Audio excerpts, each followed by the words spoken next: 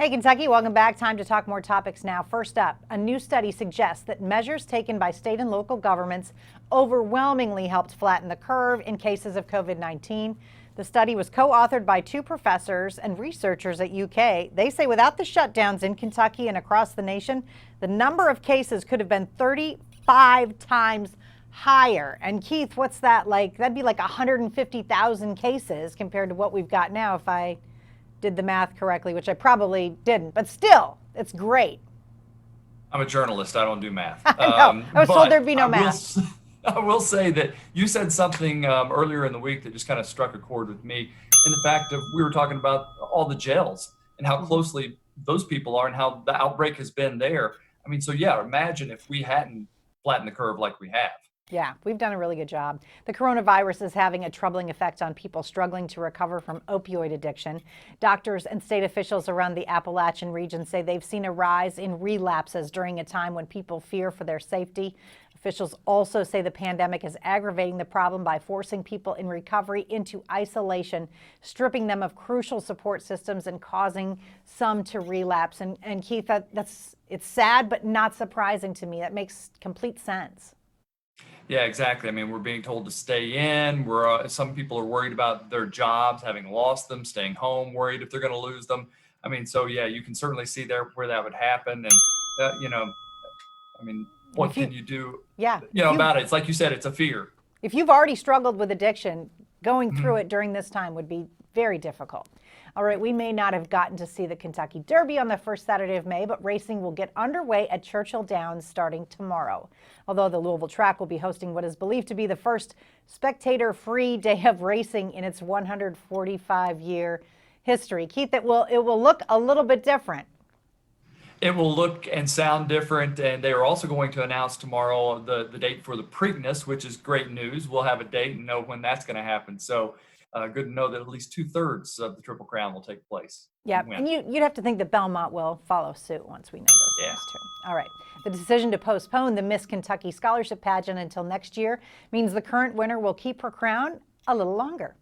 Alex Frankie says she will continue to serve the state she loves and give back. As part of that, she started a YouTube series called Miss Kentucky Proud.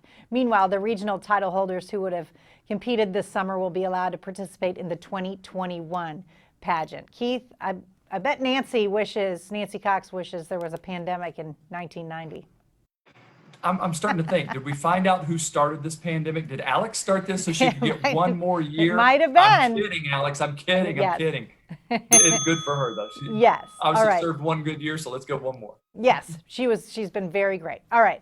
Lime scooters are back on Louisville streets, Keith. The company's operations resumed this week with 150 scooters in the downtown area. The relaunch is part of Lime's Limeade program, offering free rides up to 30 minutes for healthcare and frontline workers. Lime officials say they have enhanced their cleaning methods for their scooters. Bird Scooters have also announced their relaunch in Louisville. Keith, I am not worried about COVID on a scooter, but falling and busting my butt, 100%. Well, here's what I don't get. So you've seen all those orange bikes in Lexington just laying all over the place. How are they supposed to wipe those down when you don't even know where half of them are?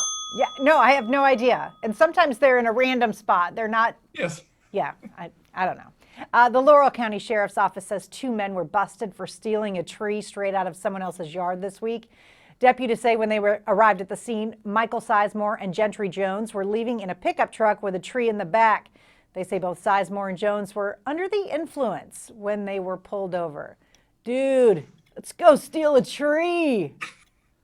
I might get this if it were like Christmas time and they were ripping off an evergreen somewhere. I don't know, but are you kidding me?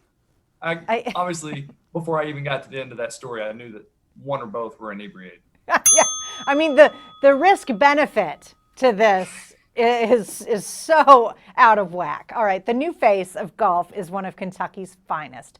The creators of the 2K video game series are releasing their first golf game this summer, and the star of the show is Louisville native Justin Thomas. PGA Tour Golf 2K21 will be the first new pro golf video game in 5 years. Justin Thomas is awesome, and I love video game golf. I do too, and I've been missing it. I mean, there have been some great games in the past. I've known Justin since he was like this big, and so I'm so excited for him, thrilled for him, because I know his love for the game. Yeah, Tiger Woods' game was the bomb back in the day. So much fun. All right, tonight's wrap up is next as Hey Kentucky continues.